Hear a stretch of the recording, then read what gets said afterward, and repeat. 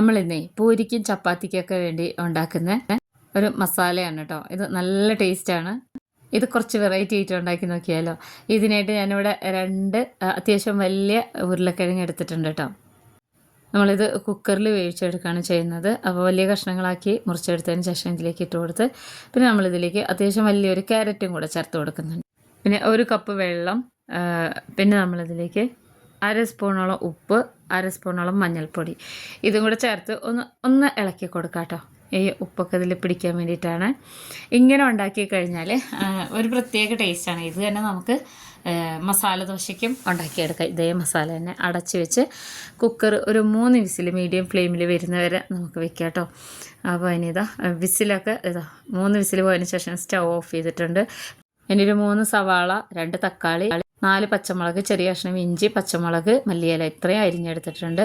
കടായി സ്റ്റൗവിൽ വെച്ച് ചൂടായി വരുമ്പോൾ ഇതിലേക്ക് സൺഫ്ലവർ ഓയിലോ വെളിച്ചെണ്ണ ചേർത്ത് കൊടുക്കാൻ ഞാൻ 3 ടേബിൾ സ്പൂൺ ചേർത്ത് കൊടുത്തിട്ടുണ്ട്. പിന്നെ ഒരു നുള്ള് ഉലുവ, 1/2 സ്പൂൺ കടുക്, 1/4 സ്പൂണോളം പെരിഞ്ചീരകമാണ് കേട്ടോ. ഇത്രയും ചേർത്ത് കൊടുത്തിട്ട് ഒന്ന് പൊട്ടി വരുന്ന സമയത്ത് നമ്മൾ ചതച്ച് വെച്ചിട്ടുള്ള ഇഞ്ചി, 1/2 സ്പൂണോളം ഇഞ്ചിയും പിന്നെ സവാള അരിഞ്ഞതും കൂടെ ചേർത്ത് കൊടുക്കാം.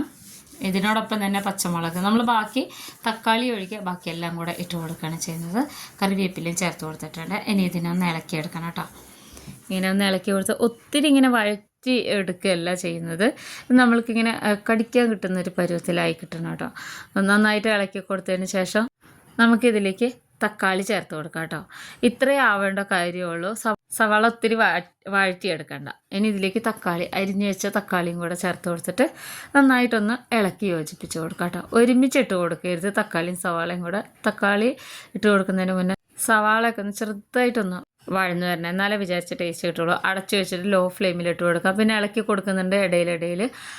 ഞാൻ ഇനി നമ്മൾ കുക്കർ തുറന്ന് നോക്കാം, എങ്ങനെയുണ്ട് നോക്കാം. നമ്മുടെ ക്യാരറ്റും അതുപോലെ തന്നെ ഉരുളക്കിഴങ്ങും വെന്ത് വന്നിട്ടുണ്ട് കേട്ടോ. ഇനി ഇത് നന്നായിട്ടൊന്ന് ഉടച്ചെടുക്കണം. ഒത്തിരി ഇങ്ങനെ മാഷ് ആക്കരുത്, ചെറിയ ചെറിയ കഷ്ണങ്ങളൊക്കെ അതിലിങ്ങനെ കിടക്കണം, എന്നാലാണ് അതിന് ടേസ്റ്റ് ഉണ്ടാവുള്ളൂ കേട്ടോ. അപ്പോൾ അതാ നന്നായിട്ട് ഉടച്ചെടുത്തിട്ടുണ്ട് കണ്ടോ. ഈ ഒരു പരുവത്തിലാണ് ഇരിക്കുന്നത്. അപ്പോൾ ഇനി ഇതിവിടെ ഇരിക്കട്ടെ, നമുക്ക് നോക്കാം. നമ്മുടെ മസാല ഉണ്ടല്ലോ, സവാളയും തക്കാളിയൊക്കെ നന്നായിട്ട് ഒന്ന് ആയി വന്നിട്ട് വെന്ത് വരിക എന്നാണ് പറയുക കേട്ടോ. തക്കാളിയൊക്കെ ഒന്ന് ഉടഞ്ഞ് വരണം. സവാളയുടെ ആ ഒരു ഷേപ്പ് ഒന്ന് മാറാതെ കിടക്കുന്നുണ്ടോ, ഇങ്ങനെയാണ് വേണ്ടത്. ഒത്തിരി വഴറ്റിയെടുക്കരുത്. എന്നാൽ തക്കാളി ഒന്നും ഇങ്ങനെ ഉടഞ്ഞു വരികയും വേണം. ആ പരുവത്തിലാണ് കേട്ടോ. ഇതിപ്പോൾ ആയിട്ടുണ്ട്. ഒത്തിരി മസാലയൊന്നും ചേർത്ത് കൊടുത്തിട്ടില്ല. ഇനി ഇതിലേക്ക് നമ്മൾ നേരത്തെ ഉടച്ച് വെച്ചിട്ടുണ്ടായിരുന്ന ക്യാരറ്റും ഉരുളക്കിഴങ്ങും കൂടെ ഇതിലേക്ക് ഇട്ട് കൊടുക്കാം. ഇട്ട് കൊടുത്തതിന് ശേഷം വെള്ളം കുറവാണ്, ഒത്തിരി വെള്ളം നമുക്ക് വേണ്ട. ഒരു 1/2 കപ്പോളം വെള്ളം നമ്മൾ കുക്കറിൽ ഒന്ന് ഒഴിച്ച് ഒന്ന് ചുഴറ്റി എടുത്തിട്ട് ഇതിലേക്ക് ഒഴിച്ചു കൊടുക്കുകയാണ് ചെയ്യുന്നത് കേട്ടോ. ഇത്രേ വേണ്ടുള്ളൂ. ഒത്തിരി ഇങ്ങനെ വെള്ളമായിട്ടൊക്കെ എടുക്കുന്ന കറിക്ക് ടേസ്റ്റ് ഉണ്ടാവില്ല. കുറച്ചിങ്ങനെ തിക്കായിട്ടിരിക്കുമ്പോഴാണ് ഇത് പൂരിയുടെ കൂടെയൊക്കെ കഴിക്കാൻ നല്ല ടേസ്റ്റ് ഉണ്ടാവുള്ളൂ.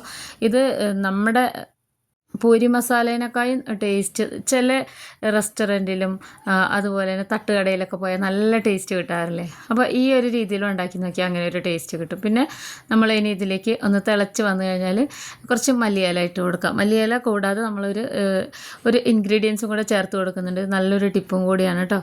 നമ്മുടെ ഈ പൂരി മസാല കറിക്ക് രുചി കൂട്ടാൻ വേണ്ടി ചേർത്ത് കൊടുക്കുന്നതാണ്. ഇത് ചില ഹോട്ടലിലൊക്കെ ചെയ്യുന്നതാണ് കേട്ടോ. നന്നായിട്ട് ഇളക്കി എടുത്തിട്ടുണ്ട്. ഈ ഒരു തിക്നെസ്സിലാണ് കിട്ടേണ്ടത്. ചൂടാറും തോറും കുറച്ച് ടൈറ്റ് ആയിട്ടിരിക്കും. അടച്ച് വെച്ച് ഒരു 2-3 മിനിറ്റ് കഴിഞ്ഞതിന് ശേഷം നമുക്ക് സെർവ് ചെയ്യാം.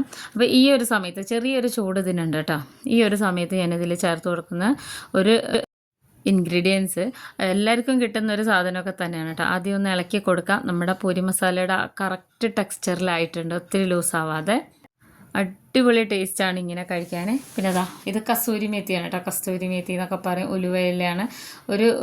ചെറിയൊരു പിടി, ഒരു നുള്ളെടുത്താൽ മതി. എന്നിട്ടൊന്ന് ക്രഷ് ചെയ്ത് കൈ കൊണ്ടൊന്ന് ഞെരടിയിട്ടിട്ട് കൊടുത്തിട്ട് ഒന്ന് ഇളക്കിയെടുത്താൽ അസാധ്യ ടേസ്റ്റാണ് കേട്ടോ. എല്ലാവർക്കും ഇഷ്ടമാവും. ഇനി പൂരിക്കും ചപ്പാത്തിക്കൊക്കെ ഉരുളക്കിഴങ്ങ് മസാല ഉണ്ടാക്കുമ്പോൾ ഇതുപോലെ ഉണ്ടാക്കിയെടുക്കാം, മസാല ദോശയ്ക്കും. ഇനി നമുക്കത് സെർവ് ചെയ്യാം. ഇത്രയേ ഉള്ളൂ. പിന്നെ ഞാനിത് പൂരിയുടെ കൂടെയാണ് ഉണ്ടാക്കിയത് കേട്ടോ. വീഡിയോ ഇഷ്ടപ്പെട്ട ഒന്ന് ഫോളോ ചെയ്യാനും അതുപോലെ ഉണ്ടാക്കി നോക്കി കമൻറ്റ് ചെയ്യാനും മറക്കരുത്. ഫ്രണ്ട്സിനൊക്കെ ഒന്ന് ഷെയർ ചെയ്ത് കൊടുത്തിരിക്കണം കേട്ടോ. അസാധ്യ രുചി എന്ന് വെച്ച് കഴിഞ്ഞാൽ അസാധ്യ രുചിയാണ് ഈ ഒരു രീതിയിൽ ഉണ്ടാക്കി കഴിഞ്ഞാൽ. അധികം മസാലയില്ലാത്ത പൂരി മസാല അഥവാ ഉരുളക്കിഴങ്ങ് മസാല എല്ലാവരും ഉണ്ടാക്കി നോക്കണേ. തീർച്ചയായിട്ടും ഇഷ്ടപ്പെടും.